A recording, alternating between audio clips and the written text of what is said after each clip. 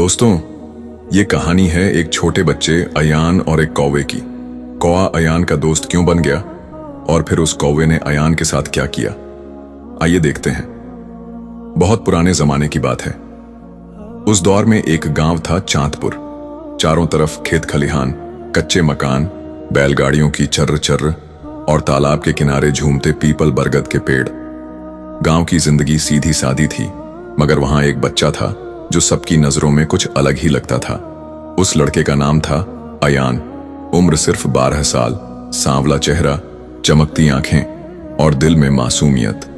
अयान का बचपन बहुत कठिनाई में गुजरा। उसके पिता एक मामूली मजदूर थे जो सालों पहले बीमारी से चल बसे।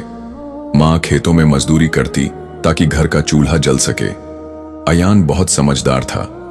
किताबों से उसका नाता नहीं रहा क्योंकि स्कूल जाने की गुंजाइश ही नहीं थी, मगर वह पेड़ों, पक्षियों और हवाओं से बातें करता था। लोग कहते, ये लड़का पागल है, हवा से बातें करता है। मगर अयान दिल से मानता था कि हर चीज में एक रूह होती है, हर जानवर के पास कुछ कहने की ताकत होती है। एक दिन की बात है, दोपहर का समय था। अयान तालाब के किनारे बैठा अपनी टूटी हुई लकड़ी की नाव को जोड़ रहा था। तभी आसमान में अचानक एक काला कौवा मंडराने लगा। उसकी कांव कांव की आवाज पूरे तालाब पर गूंज उठी। अयान ने सिर उठाकर देखा। कौवा सीधा उड़ता हुआ उसके पास उतरा और उसके पैरों के पास बैठ गया। लड़के ने हंसकर कहा, अरे तू यहां क्यों आया है? तेरे पास तो पूरा आसमान है, मेरे पास बैठकर क्या करेगा? कौवा बड़ी गहरी नजरों से उसे देखने लगा, जैसे वह उसकी बात समझ रहा हो। फिर अचानक कौवा बोला, अयान। लड़का चौंक गया। उसके हाथ से नाव छूटकर पानी में गिर गई। ये क्या? तू बोल सकता है? कौवा हौले से सिर झुकाकर बोला, हां, मैं इंसानों की जबान बोल सकता हूं, मगर हर इंसान मुझे नहीं सुन सकता। सिर्फ वही मुझे सुन सकता है जिसका दिल साफ हो, जो सादगी से भरा हो, और वो तू है, अयान। अयान की सांसें तेज हो गईं। मगर तू है कौन? साधारण कौवा तो नहीं लग रहा। कौवे ने अपने पंख फड़फड़ाए और रहस्यमयी आवाज में कहा, मैं एक राज हूं, एक कहानी हूं जो तुझसे जुड़ी है। अगर तू हिम्मत रखता है तो मुझे अपना दोस्त बना ले। अयान के लिए यह सब किसी सपने जैसा था। उसने कांपते हाथों से कौवे को अपनी हथेली पर बैठा लिया। कौवा उसके हाथ पर आराम से बैठ गया, जैसे वह पहले से ही उसका साथी हो। तेरा नाम क्या है? अयान ने पूछा। कौवा बोला, मेरा नाम जरक है। उस दिन से रोजाना जरका अयान से मिलने आने लगा। कभी खेतों के किनारे, कभी तालाब के पास, कभी जंगल की झाड़ियों में। दोनों घंटों बातें करते। अयान उसे अपने सपने सुनाता। मैं चाहता हूं कि एक दिन मैं भी दूर दराज दुनिया देखूं, बड़े बड़े शहर देखूं और अपनी मां को सुख दूं। जरका उसे रहस्यमयी बातें बताता। दुनिया सिर्फ वही नहीं जो तू देख रहा है। हर जंगल, हर नदी के पीछे राज छिपे हैं, और इंसान वही जान पाता है जो उसकी जिंदगी में लिखा हो। धीरे धीरे दोनों की दोस्ती गहरी हो गई। गांव के लोग जब यह देखने लगे कि अयान अक्सर अकेला बैठकर किसी से बातें करता है, तो उन्होंने ताने मारना शुरू कर दिए। ये लड़का पागल हो गया है, कौवे से बातें करता है, ये अच्छा नहीं। ये बातें उसकी मां के कानों तक पहुंची। उसने अयान से पूछा, बेटा तू किससे बातें करता है? अयान ने सच बता दिया। मां पहले तो डर गई, फिर रो पड़ी। बेटा ये सब छोड़ दे, लोग तेरा मजाक उड़ाएंगे। कौवा कोई साथी नहीं होता। मगर अयान ने कहा, अम्मा वो मामूली कौवा नहीं है, वो मुझसे ऐसे बातें करता है जैसे कोई दोस्त, कोई भाई। मुझे लगता है उसकी जिंदगी का राज मेरी जिंदगी से जुड़ा है। मां चुप हो गई, मगर उसके दिल में डर बैठ गया। एक दिन शाम का वक्त था। आसमान पर बादल छा गए थे। अयान तालाब के किनारे बैठा था। तभी जरका कौवा उसके पास आया। उसकी आंखों में आज कुछ अलग था, गुस्सा भी, डर भी। जरका बोला, अयान अब वक्त आ गया है कि तुझे सच बताऊं। मैं कोई मामूली कौवा नहीं हूं। बहुत साल पहले मैं भी इंसान था। अयान हैरान रह गया। इंसान? मगर कैसे? जरक ने गहरी सांस ली और बोला, मैं इस गांव का नहीं, बल्कि पहाड़ों के उस पार बसे एक किले का शहजादा था। मेरा नाम था शहजादा झरकान। मेरे पास सब कुछ था, दौलत, ताकत, शाही जिंदगी, मगर मेरे दिल में घमंड आ गया। एक दिन जंगल में मेरी मुलाकात एक बूढ़े फकीर से हुई। उसने मुझसे पानी मांगा। मैंने उसे अपमानित किया और हंसते हुए कहा, तेरी औकात ही क्या है? फकीर ने बद्दुआ दी, तेरा घमंड तुझे मिट्टी में मिला देगा। तू पंछी बनेगा, कौवा बनकर आसमान में भटकेगा जब तक कोई इंसान तुझे अपना दोस्त न बना ले। उस बद्दुआ से मैं कौवा बन गया। तब से मैं आसमान में भटक रहा हूं। अयान की आंखें फटी रह गईं। मतलब तू शहजादा था और अब भी है? जरक बोला।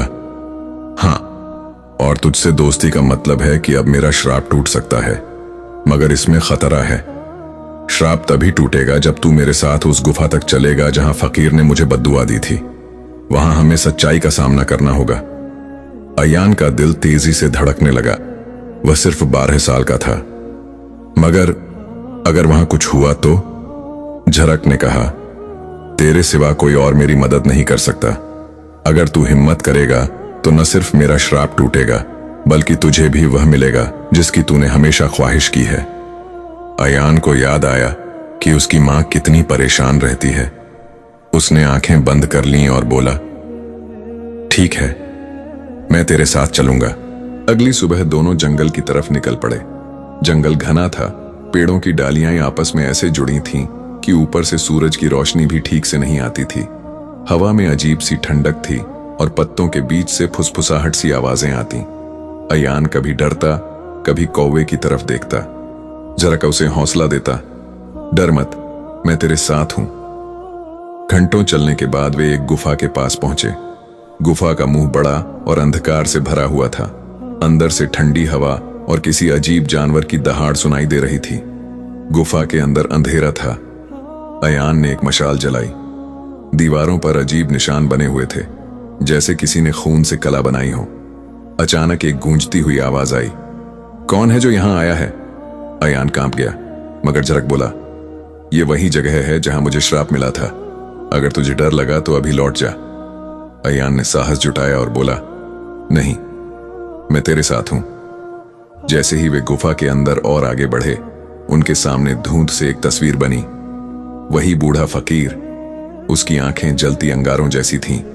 फकीर ने हंसते हुए कहा, तो जरकान, तू अपने श्राप से निकलना चाहता है? याद रख, तेरे घमंड ने मुझे अपमानित किया था। तेरे जैसे शहजादे इंसानियत की कीमत नहीं समझते। यही वजह है कि मैंने तुझे कौवा बना दिया। झरका। कौवे ने सिर झुका लिया। हाँ, मैं मानता हूं कि मैंने गलती की, मगर अब मैं बदल चुका हूं। इस लड़के की दोस्ती ने मुझे इंसानियत सिखा दी है। फकीर ने ठंडी सांस छोड़ी। श्राप इतना आसानी से नहीं टूटेगा। इसे तोड़ने के लिए इस लड़के को अपनी जान का खतरा उठाना होगा। अयान ने कहा, मुझे क्या करना होगा? फकीर ने कहा, इस गुफा के अंदर एक काला पत्थर है। अगर तू उसे उठा लाए और मेरे सामने रख दे तो श्राप टूट जाएगा। मगर ध्यान रहे, उस पत्थर की रखवाली एक भयंकर नाग करता है। अयान कांपते हुए गुफा के अंदर और आगे बढ़ा। अचानक एक फुफकार की आवाज गूंजी। उसके सामने एक विशालकाय काला नाग खड़ा था। उसकी आंखें लाल अंगारों जैसी थीं। अयान ने हिम्मत जुटाई और कहा, मुझे सिर्फ वो पत्थर चाहिए, मैं तुझे नुकसान नहीं पहुंचाना चाहता। नाग ने फुफकारते हुए जवाब दिया, यह पत्थर कोई साधारण चीज नहीं, यह मौत है। जो इसे छुएगा वह राख हो जाएगा। अयान ने कांपते हाथों से कौवे की तरफ देखा। झरक चिल्लाया, हिम्मत रख अयान, तू कर सकता है। अयान ने अपनी मां और अपने दोस्त कौवे को याद किया। उसने झपटकर पत्थर उठा लिया। पत्थर उसके हाथ में जलने लगा, मगर उसने चीखते हुए उसे पकड़े रखा और दौड़कर फकीर के सामने ला रखा। अयान ने कांपते हाथों से जलता हुआ काला पत्थर फकीर के सामने रख दिया। पत्थर जमीन पर रखते ही गुफा हिलने लगी। ऊपर से धूल और पत्थर गिरने लगे। फकीर ने पत्थर को देखा और उसकी आंखों में अजीब सी चमक आ गई। उसने गहरी आवाज में कहा, बहुत हिम्मत दिखाई है बच्चे। तूने वो काम किया जो बड़े बड़े वीर नहीं कर सके। अब देख, श्राप टूटेगा। अचानक काले धुएं का बादल उठा और कौवा झरक उसमें गिर गया। अयान ने चीख कर कहा, झरक। धुएं में बिजली सी कौंधी और एक तेज चमक फैली। जब धुआं हटा तो अयान के सामने कोई साधारण कौवा नहीं, बल्कि एक लंबा चौड़ा खूबसूरत नौजवान खड़ा था। शाही कपड़े पहने, मुकुट उसके सिर पर, चेहरा शहजादे जैसा दमक रहा था। झरकान इंसान बन चुका था। अयान खुशी से झूम उठा। झरझरक, तू इंसान बन गया? शहजादा झरकान ने उसे गले लगाया। हाँ अयान, तेरी दोस्ती और हिम्मत ने मुझे वो वापस दिया जो सदियों से खो चुका था। मगर तभी फकीर की आवाज गूंजी, रुको, श्राप पूरी तरह से अभी नहीं टूटा है, आखिरी इम्तिहान बाकी है। दोनों चौंक गए। फकीर ने कहा, झरकान को इंसान बने रहने के लिए अब एक कुर्बानी देनी होगी। या तो वह अपनी नई जिंदगी चुने और तेरे साथ रहे, या फिर तुझे आजाद कर दे और हमेशा के लिए कौवा बनकर उड़ जाए। गुफा में सन्नाटा छा गया। अयान की आंखों में आंसू थे। नहीं, मैं नहीं चाहता कि तू मेरे लिए अपनी जिंदगी कुर्बान करे। मगर झरकान ने मुस्कुराते हुए कहा, नहीं अयान, मैंने घमंड करके बहुत कुछ खोया है, मगर अब मुझे समझ आया कि दोस्ती और इंसानियत ही सबसे बड़ी ताकत है। मैं तुझे अकेला छोड़ने के लिए तैयार नहीं। उसने फकीर की तरफ देखा और कहा, मैं इंसान बने रहने का चुनाव करता हूं। फकीर ने अपनी आंखें बंद की और धीरे से बोला, तो ऐसा ही हो। एक तेज रोशनी छाई और फिर सब शांत हो गया। अयान और शहजादा झरकान गांव लौटे। गांव के लोग हैरान थे कि अयान के साथ एक शहजादा आया है। झरकान ने सबको सच्चाई बताई, कैसे उसने घमंड किया, कैसे फकीर का श्राप मिला और कैसे अयान की दोस्ती ने सब बदल दिया। गांव वाले अयान की हिम्मत से प्रभावित हुए। उन्होंने पहली बार उस गरीब बच्चे को इज्जत दी। अयान की मां की आंखों में खुशी के आंसू थे। वह बोली, बेटा, तूने सिर्फ अपना नहीं बल्कि हमारी पूरी जिंदगी बदल दी। शहजादे झरकान ने गांव में अपने खजाने से मदद दी। गरीबी दूर हुई, खेतों में फसलें उगने लगीं और गांव खुशहाल हो गया। कुछ दिनों बाद झरकान ने अयान से कहा, अयान, अब मैं अपने कायले वापस जाना चाहता हूं, मगर तू मेरा छोटा भाई है, तू हमेशा मेरे साथ रहेगा। अयान ने आसमान की ओर देखा। उसे याद आया जब वो अकेला तालाब के किनारे बैठा करता था और सिर्फ एक कौवा उसका दोस्त था। आज वही कौवा शहजादा बनकर उसका भाई, उसका साथी बन चुका था। अयान मुस्कुराया और बोला, मगर तू चाहे शहजादा हो, मेरे लिए तू हमेशा मेरा झरका रहेगा। दोनों हंस पड़े और उनकी दोस्ती हमेशा के लिए एक कहानी बन गई।